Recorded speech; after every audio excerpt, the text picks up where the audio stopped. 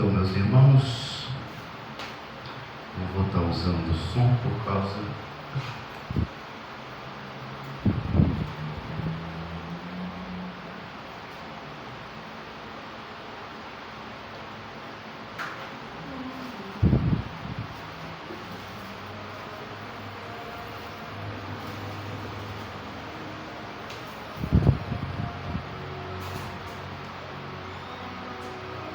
os irmãos que estão com a folha.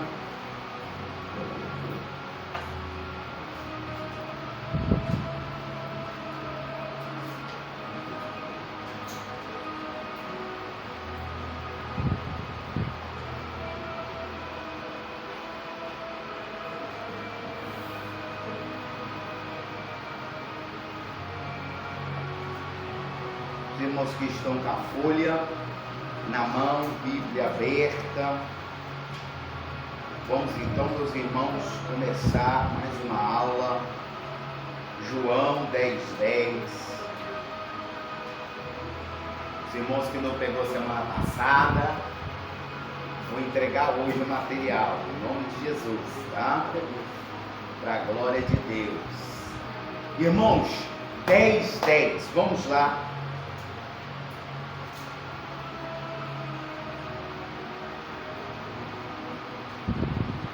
O ladrão não vem senão a roubar, a matar e a destruir. Eu vim para que tenha vida e tenha com abundância.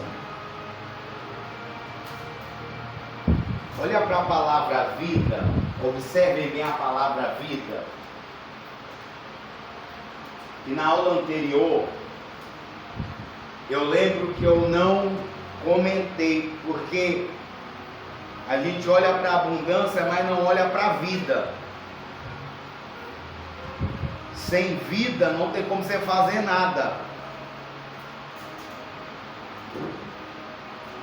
Sem vida não tem como você fazer nada.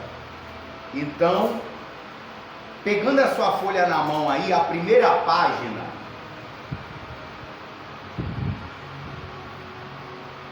eu coloquei a vida abundante de Jesus. É importante a gente trazer um pouco, irmãos, falando mais de Jesus, falando mais da vida abundante dele, falando mais sobre a essência que ele mesmo deixou.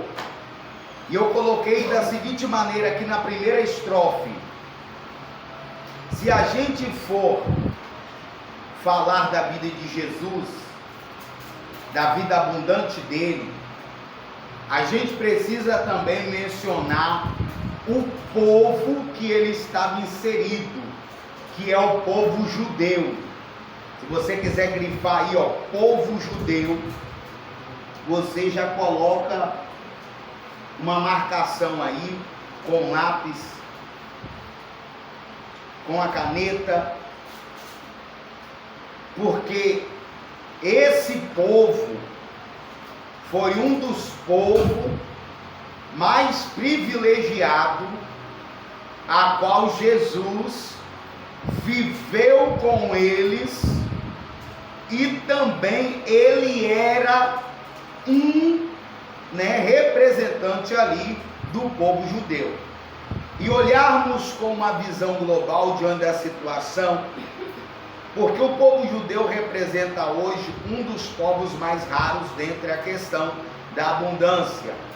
Muitas pessoas até questionam da onde vem tanta abundância. Você pode colocar aí, ó, da onde vem tanta abundância. O questionamento de algumas pessoas, de alguns países, de alguns representantes e alguns líderes, da onde vem tanta abundância. As pessoas questionavam a questão dos judeus por causa do seguinte: o judeu foi um povo que passou muita dificuldade na vida, tá? O judeu foi um povo que passou muita dificuldade, que enfrentou muitos problemas, mas o judeu estava sempre renascendo das cinzas. Eles estavam sempre, ainda que eles voltassem ao zero, eles se reconstruíam novamente. Eles trabalhavam, eles aravam a terra. Se botar o povo judeu para morar no deserto, o povo judeu criava uma forma de trabalhar no deserto. Se botar o povo judeu no lugar que só tem mata, eles criavam uma forma de trabalhar onde só tem mata. O poder indestrutível dos judeus na questão do trabalho. O povo judeu tem uma mentalidade de um povo trabalhador, de um povo esforçado, de um povo guerreiro. E da onde vem isso? Isso vem das lutas e das batalhas que eles já sofreram na vida. Foram um povo muito perseguido, um povo que teve que se reinventar ao longo da história. Então, assim, essa força da abundância, essa visão de Jesus também, a gente tem que conectar com esse povo, porque era um povo esforçado, era um povo guerreiro, era um povo de labuta, era um povo também muito empreendedor, era um povo que tinham mãos talentosas na área de empreender, na área de se esforçar também. E lendo na parte de baixo, diz assim: então, quando a gente ouve Jesus falar sobre a vida abundante, em qual ângulo podemos colocar esse contexto, contextualizando dentro de João? Porque se você for ler João, irmãos, capítulo 10, verso 10, onde o texto fala a vida abundante de Jesus, ou proporcionar de uma vida abundante, você vai achar que é uma vida abundante num sentido aonde o que está no porvir, é uma vida abundante também no porvir, nos tempos futuros. Mas quando Jesus fala de vida abundante, meus irmãos, a gente tem que olhar para a vida de Jesus, a gente tem que se espelhar em Jesus. Se eu perguntar para você, Jesus teve dificuldade em alguma área da vida? Jesus passou fome? Jesus passou necessidade? Jesus não tinha casa para morar?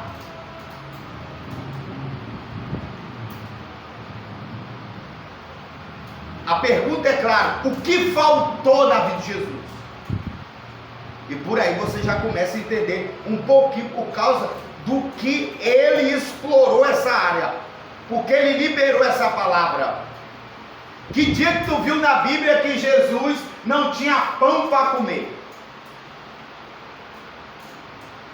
Em qual ângulo podemos colocar esse texto contextualizado em João? Precisamos também mencionar o início e o nascimento desse povo judeu. Mencionar o início e o nascimento do povo judeu, desde Gênesis até Apocalipse. Você vai ver a história do povo judeu. Você vai ver as obras desse povo, você vai ver a dificuldade, você vai ver as dificuldades, você vai ver os problemas, você vai ver os pontos positivos, vai ver os pontos negativos. Mas precisamos também mencionar o início do nascimento desse povo, a qual tem relatos, histórias impressionantes, de grandes momentos de perdas e de momentos que eles reconstruíram absolutamente tudo, do zero. Um povo com uma trajetória impressionante de reconstrução e reiniciação. Você pode marcar todas essas palavras: reconstrução, reiniciação.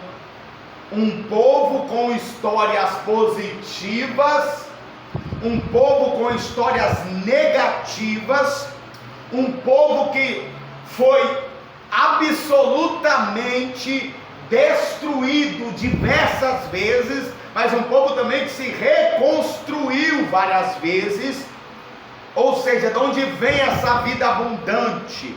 Da onde vem esse trabalho? Da onde vem essa mentalidade?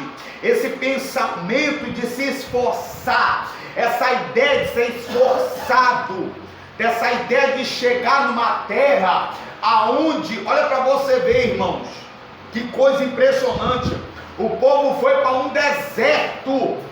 Deus era tão abundante na vida desse povo que mandava pão do céu, que mandava cordonizes, que mandava maná, que mandava, ou seja, irmãos, qual caminho que nós não estamos enxergando, que nós não estamos visualizando, aonde nós não estamos acessando a palavra, o entendimento, o conhecimento, a visão.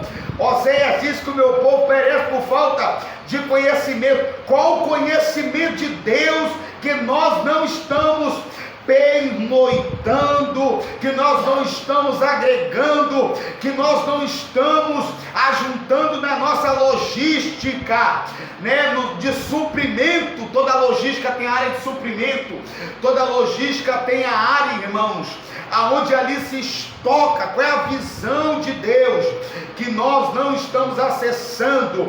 O entendimento do Senhor, o entendimento da palavra, essa própria liberação da palavra que saiu da boca do mestre dos mestres, dizendo sobre a vida e uma vida abundante. Então sobre isso vamos tratar, sobre isso vamos falar, sobre isso vamos mencionar. Só por aqui a gente começa a entender que é como se nós estivéssemos vivendo dentro de uma matrix, a gente estivesse vivendo dentro de um sistema. Parece que tem um conhecimento que está nas tuas mãos, mas a sua vida não consegue acessar, nossas vidas não conseguem acessar. E como nós quebra essa bolha, entra dentro dessa visão de Jesus, o que está acontecendo com as igrejas, o que está acontecendo com os líderes, o que está acontecendo em modo geral no mundo, porque os ensinos de Jesus está tão longe dentro das realidades que nós estamos vivendo hoje. Como é que a gente começa a acessar, começa a trabalhar, começa a dar uma visão nova até para a nossa vida, meus irmãos? Vamos lá, mudando de página. Vocês vão anotando, vocês vão colocando o que tem chamado mais a sua atenção. Eu coloquei logo na segunda página: a vida abundante de Jesus. Vamos espelhar a vida dele. Irmãos, a vida abundante de Jesus, você tem que espelhar a vida dele. Em que Jesus era abundante? Podemos responder que em tudo. Eu pergunto para vocês, em que Jesus era abundante? Em tudo. Tem alguma coisa que Jesus não era abundante? Tem alguma coisa que Jesus não fazia? O que Jesus não criava? O que Jesus não resolvia? Precisamos entender que a figura desse nome é a representação que isso representa hoje. Podemos dizer que é uma das pessoas mais importantes, ainda após a sua morte. Podemos dizer que uma das pessoas mais influentes ainda do mundo após a sua morte. Jesus é uma das pessoas mais importantes do mundo ainda? É. Jesus é uma das pessoas mais influentes do mundo ainda? É.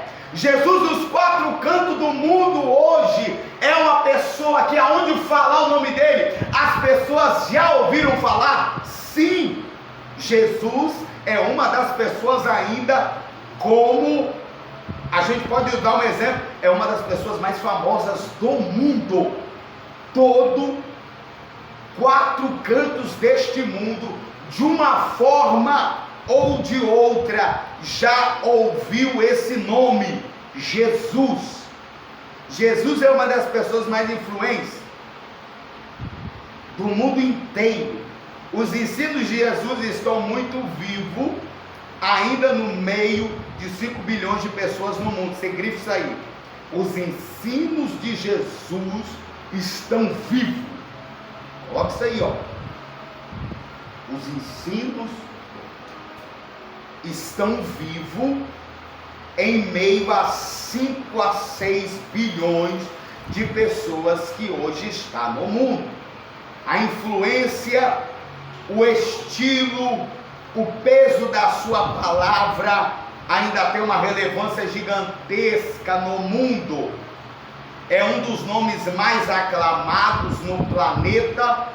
Hoje chegou nos 4 cantos do mundo. O mundo inteiro já ouviu falar dessa palavra. Hoje podemos abrir algumas exceções? Sim. É um dos nomes mais aclamados do mundo? É uma das pessoas de mais influência hoje dentro do cristianismo, fora de outras religiões? Sim. Todas as religiões, quase todas, usam os escritos de Jesus. Milhões, multidões de pessoas ainda seguem os seus ensinos.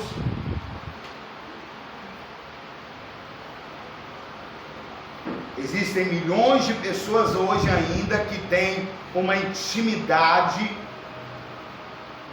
com tudo que ele pronunciou, com tudo que ele falou, com tudo que ele ensinou, com tudo que ele ali deixou para conhecimento dos povos da terra. Isso é muito impressionante, porque se formos parar para pensar bem, tudo que você sabe hoje tem o cheiro de Jesus. Tudo que você já ouviu falar hoje tem um pouco da essência dele, em diversos sentidos, diversa informação. Virando a página, o povo de Israel, a vida de Jesus abundante, o povo de Israel.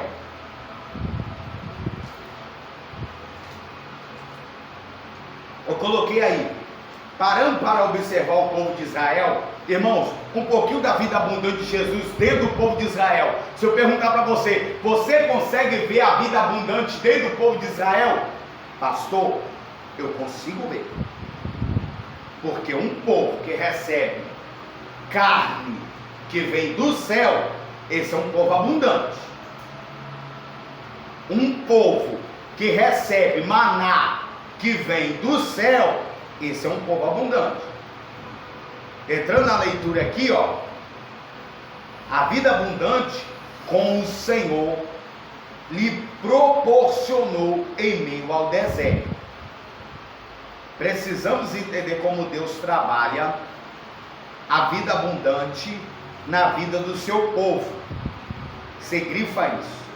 Precisamos entender como Deus trabalha com a vida abundante na vida do povo de Israel. Se você olhar a vida do povo de Israel, a vontade de Deus era cuidar, a vontade de Deus era proporcionar àquele povo uma vida melhor. Por causa disso, meus irmãos, que há uma necessidade do povo de Israel almejar o melhor. Você precisa almejar o melhor. Você precisa sonhar com o melhor. Você precisa orar pedindo o melhor. Você precisa buscar a Deus querendo o melhor.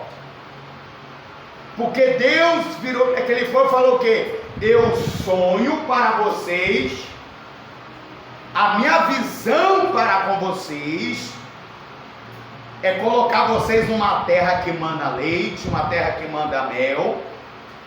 Eu não quero proporcionar para a vida de vocês uma vida de escravidão como o faraó do Egito. Deus quer tratar o seu povo como um povo abundante, como um povo que se permite ser cuidado pelo Senhor. Mas o povo de Israel tinha a mentalidade de pessoas difíceis de lidar. Nunca seja uma pessoa difícil de lidar com você. Porque se você ser pessoa difícil de lidar, você está falando que a sua mentalidade é difícil. Você está falando que o seu espiritual é difícil. Você está falando que as triagens da sua vida, os padrões da sua vida é difícil.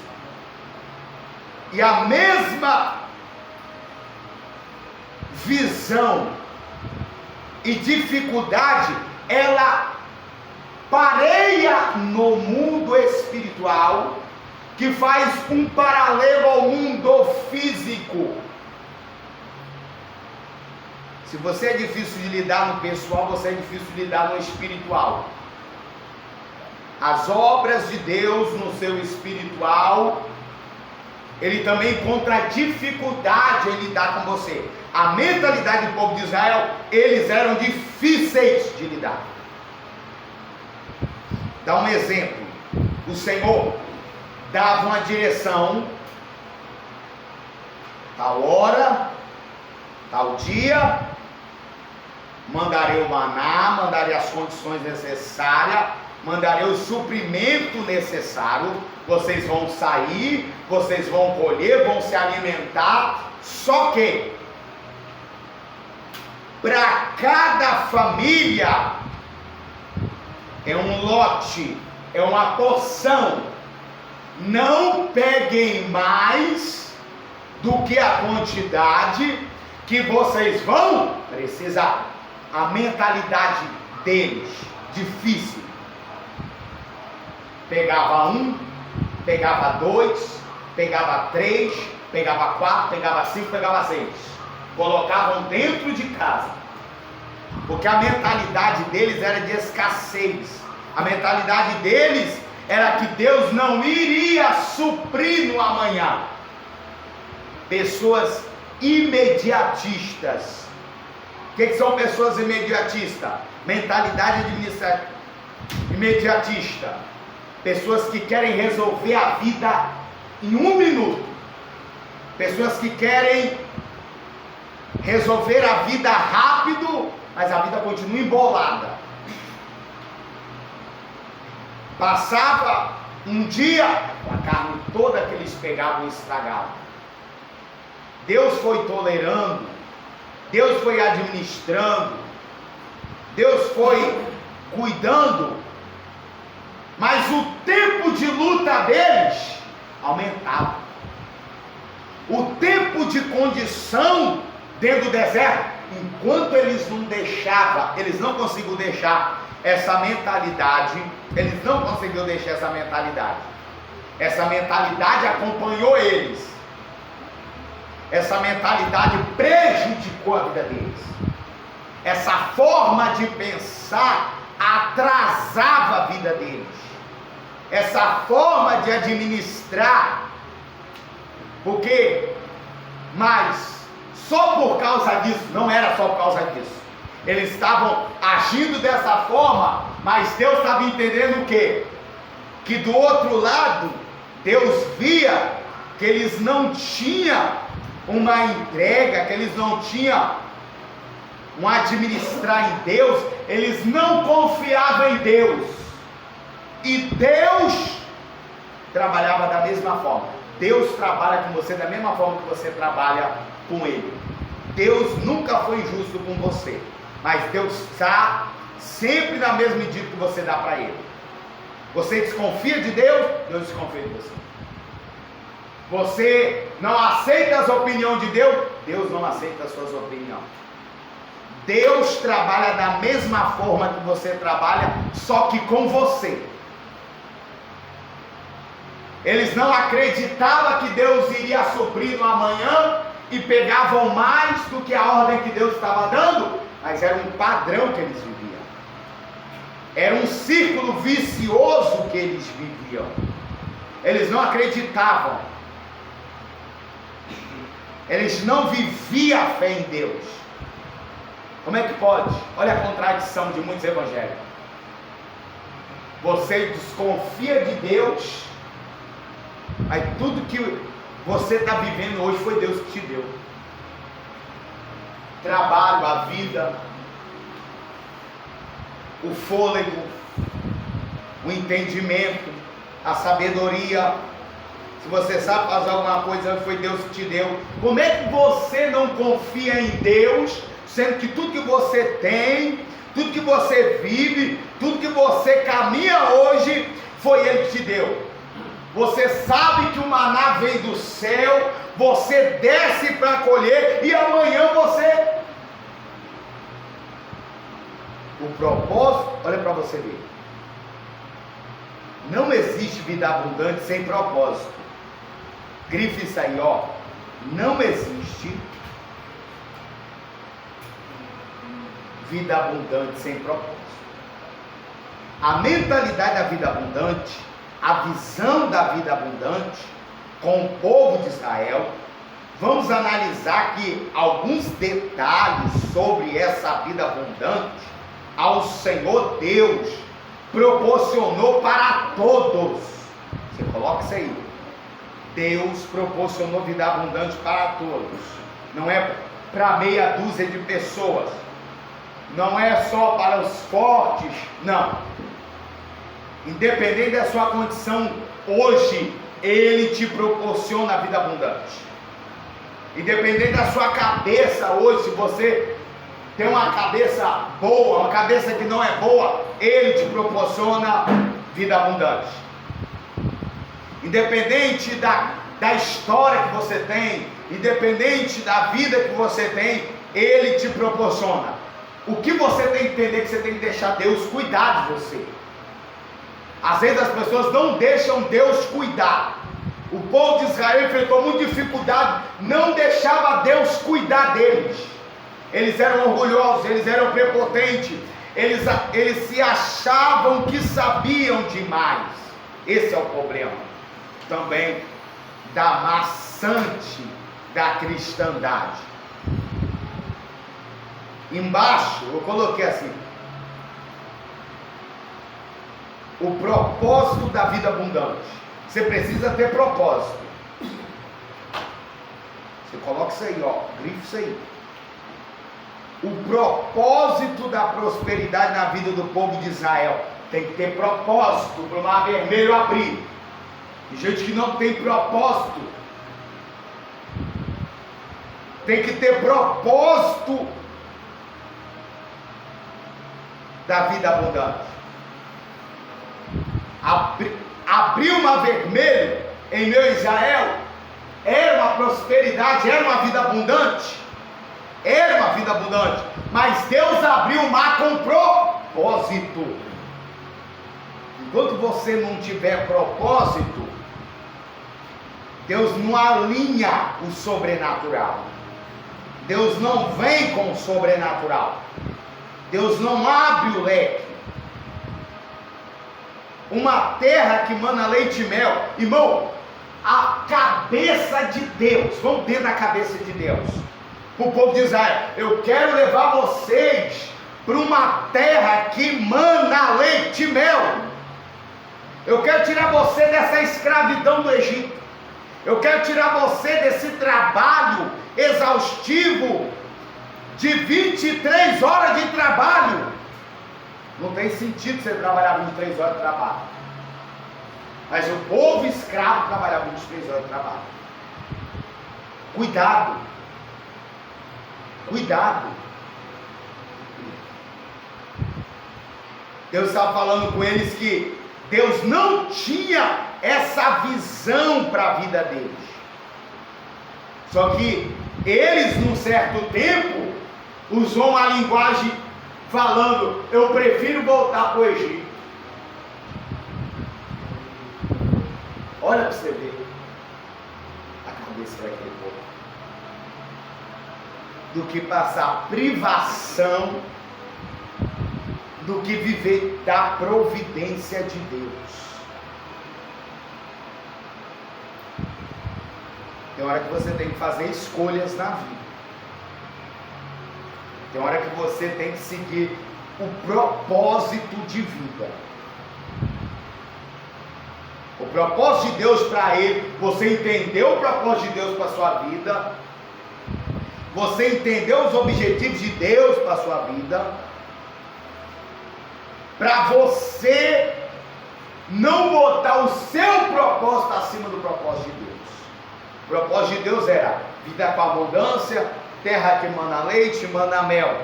O propósito deles era o quê? Viver momentos.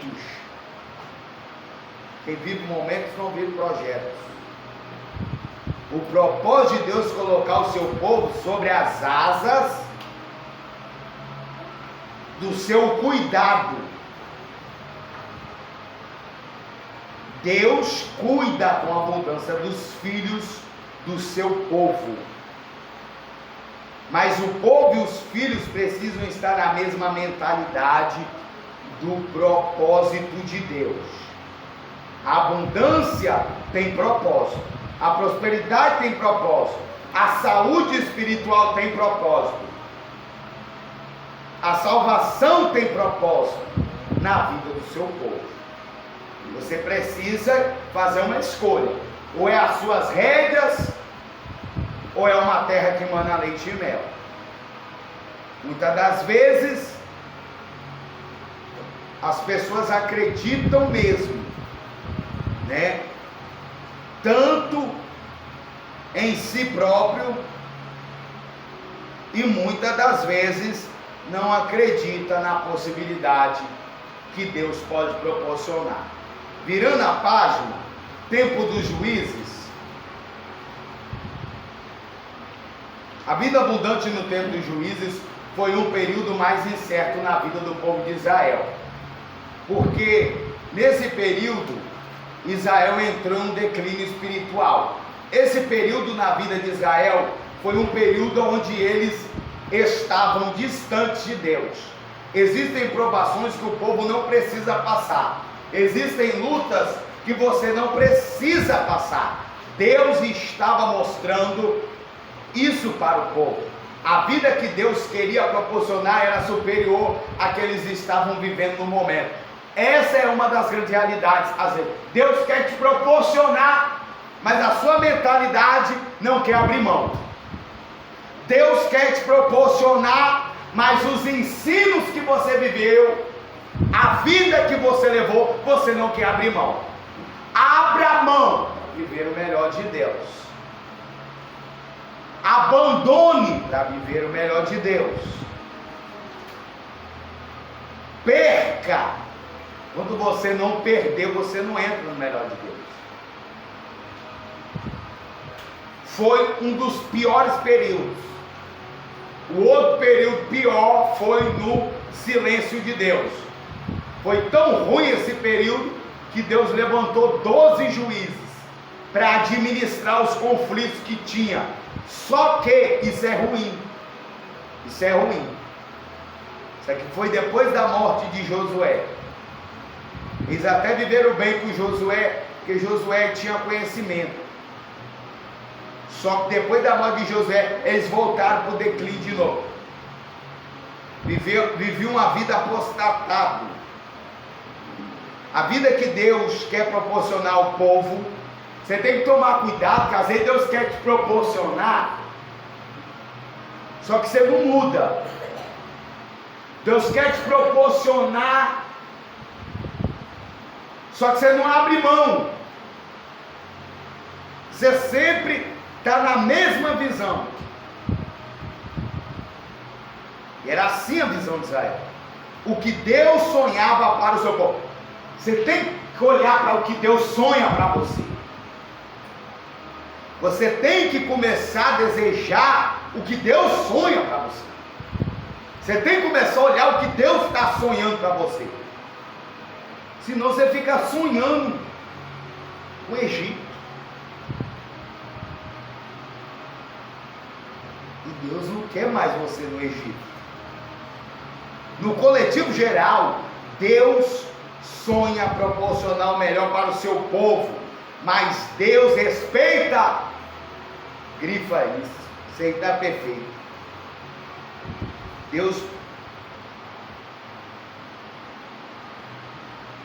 Deus sonha proporcionar o melhor. Para quem? Mas Deus respeita decisões. Eles não estavam aptos. A palavra apto, uma palavra muito, mas a palavra não é essa. Ou capacitados, ou querendo vivenciar o melhor de Deus. A dificuldade ainda de alguns, cabeça dura. Você crê isso aí? A dificuldade dos cabeça dura. Era esse povo de Israel. Era um povo de cabeça dura.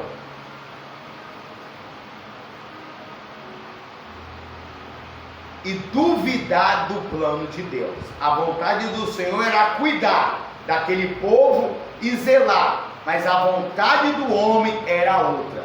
Às vezes tem vontades que muitas das vezes dá a entender que é Deus que está querendo, mas não é, é a sua vontade. A vontade de Deus, ela tem propósito. Deus nunca vai te dar uma direção sem propósito. Deus nunca vai falar uma palavra com você fora do propósito.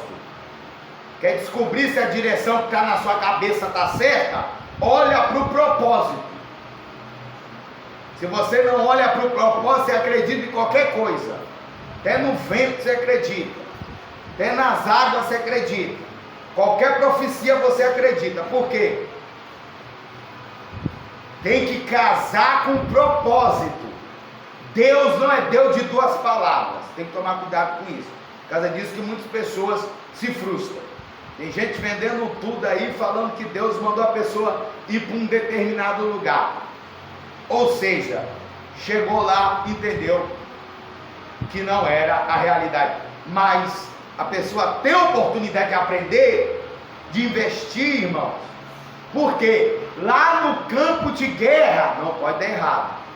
Se der errado, meu irmão, já era. Tá? Pulando a folha. Períodos históricos.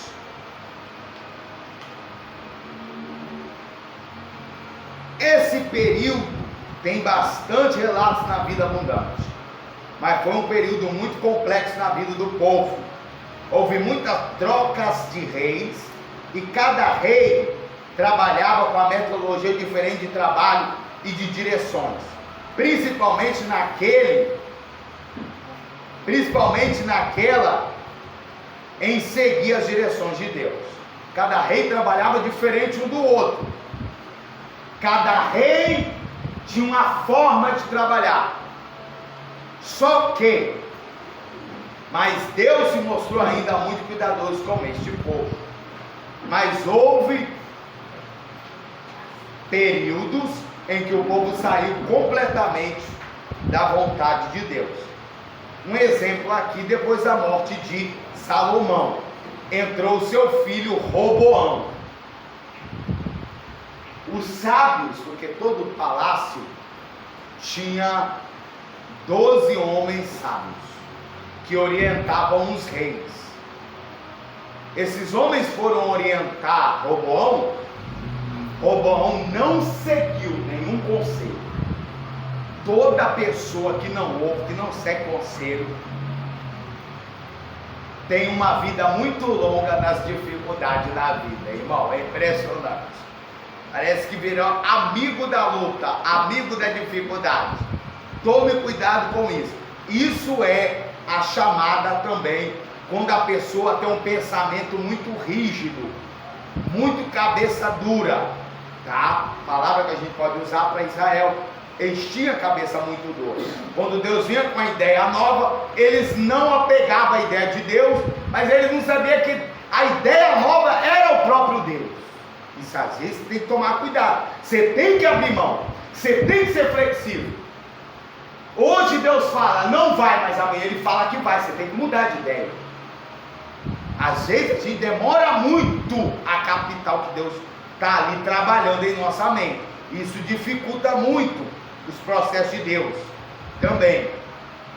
Ou seja, Roboão não ouviu os 12 conselheiros, mas Roboão ouviu alguns jovens que estavam ali, que vivia com ele. Ele, em vez de ouvir os sábios, tem gente que deixa de ouvir os sábios, vai ouvir gente que não tem nada a ver, irmãos. E aí você se quebra na vida, mais uma vez. É mais uma história para você contar. Cuidado, irmão. Nem todo mundo está apto a passar a direção de Deus, não. Direção é uma coisa séria. Direção, ou está certo ou está errado. Se tiver errado, a conta, o seu amigo, seu amigo, a sua amiga, não vai viver a vida que você vive. Ele te direciona errado, mas quem entra dentro do problema é você, e ele está ali de fora. Essa é a realidade. Só quem já ouviu alguns amigos sabe como é que funciona essa na história. Você ficou com um problema na vida, ele pediu para você entrar, que era a direção, você ficou com um problema, e ele ficou de fora assistindo um problema da sua vida. Na vida, muitas das vezes é assim. Roboão ouviu os jovens que viviam ali no palácio, não ouviu os sábios, não ouviu os Herodes, né? E se tacou numa posição muito arrogante também, quando ele falou que o meu pai castigou com imposto, eu vou castigar vocês tantas vezes mais. O povo entendeu aquilo dali, mexeu com o povo, mexeu com Deus. Muitas das vezes as pessoas acham que não. Você se levantar contra o povo, você se levanta contra Deus. Às vezes, quem luta pelo pobre, os desprezados, pelos estrangeiros, pelos desafortunados, pela classe inferior, é o próprio Deus. Tem que tomar cuidado. Você bate nesse povo, você bate em Deus. Você arruma problema nesse povo, você arruma um problema com Deus. Às vezes eu vejo aí, tem hora também aí na internet, esses lugares aí, os pregadores sentando o pau no povo. Depois Deus desce lá de cima e senta o pau no pregador. É assim que Deus faz. Porque é um povo, se você bater, Deus toma dor desse povo. Tem que tomar cuidado. Tem que tomar cuidado. É um povo simples? É, mas tem dono. E quem é o dono? Não, é Deus. É Deus. Quando Deus quer resolver um problema, é Deus que deve para resolver. Então a gente tem que tomar muito cuidado. Ele foi mexer com o povo e Deus desceu lá de cima para pegar ele. É assim que Deus trabalha. Existem alguns reis que amavam a Deus, a servir de todo o coração. Existem vários reis na Bíblia que amavam a Deus, serviram a Deus, se entregaram, gostavam muito de Deus, proporcionou a abundância sobrenatural de Deus. Existem vários reis que Deus proporcionou algo muito lindo para eles. Precisamos entender como Deus trabalhou nesse período, e olhando com uma visão mais crítica ao ler esses livros, os 12 livros, são 12 livros que falam de histórias do povo de Israel, vamos ver muitas dificuldades. É impressionante como a história desse povo teve muita dificuldade. Agora, Jesus, ele vem dizer que ele veio trazer vida. Se você conseguir entender o que é essa vida, você vai ser visitado pela abundância. Nem olhe para a abundância sem entender primeiro o que é vida. É uma consequência. Essa é uma grande verdade. Isso aqui é uma das partes mais bonitas também. Que foi um povo de história muito sofrida, tá? Então assim, no percurso da trajetória, era Deus que cuidava deles. Pula a folha, entra nos livros proféticos, em casa você vai ler com calma. Ficou algumas letras aqui que era para ter colocado maiúsculo, porque na madrugada, irmãos, na madrugada não tem freio. Na madrugada o carro passa direto. Nos livros proféticos representa.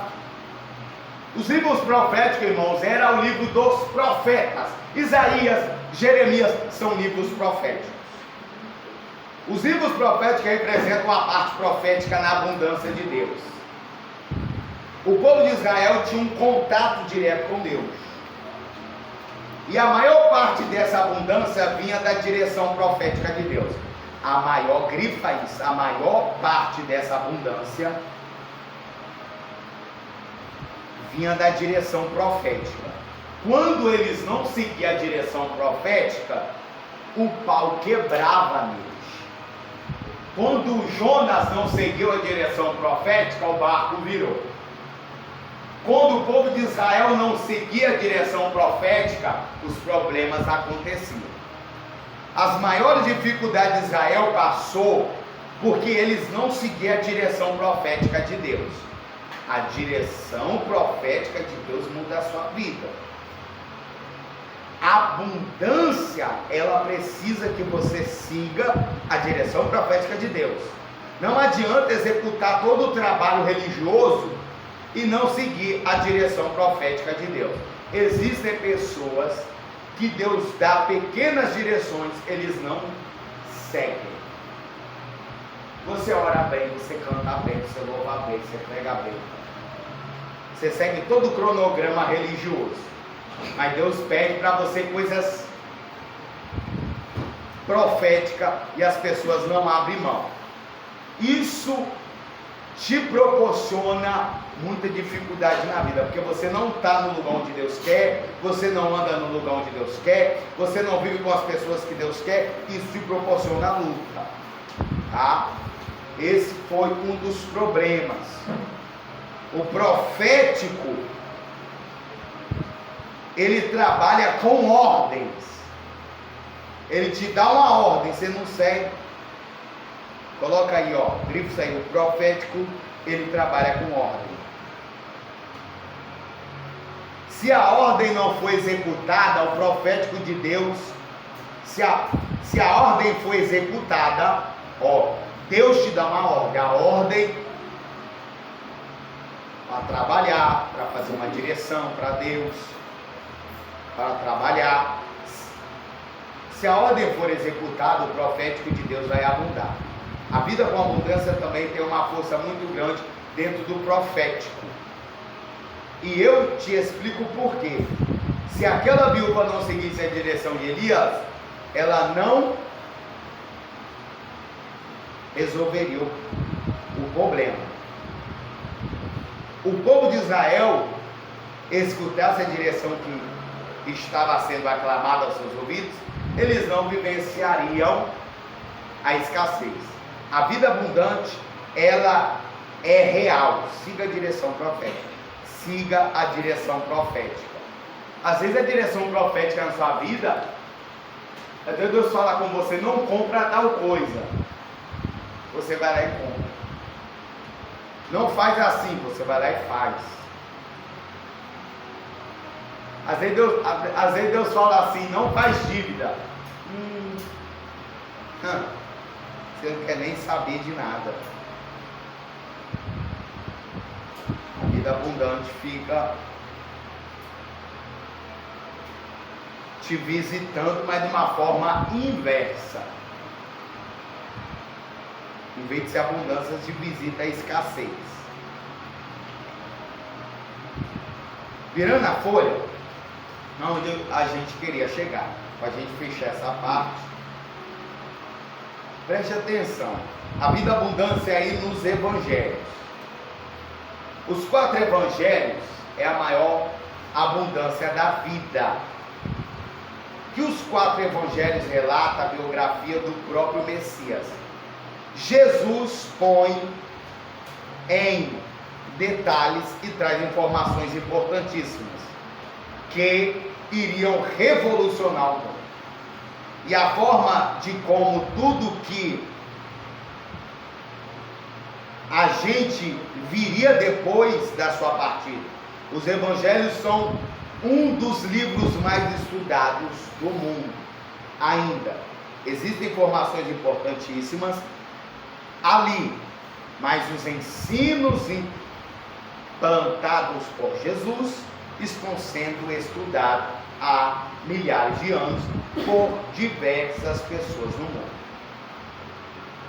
Está aí um pouquinho, que você precisa prestar só um pouco de atenção aqui. Os 4 evangelhos são importantes? São. Se você começar a trabalhar ali com carinho, com calma, você vai ver as maravilhas que estão ali dentro. Eu estava vendo ontem o reino de Deus e estava vendo uma questão muito simples. Jesus fala muito da humildade, da questão da humildade. Você quer ver a questão da humildade? O tamanho do reino que tem dentro da humildade. E Jesus veio querer trazer isso.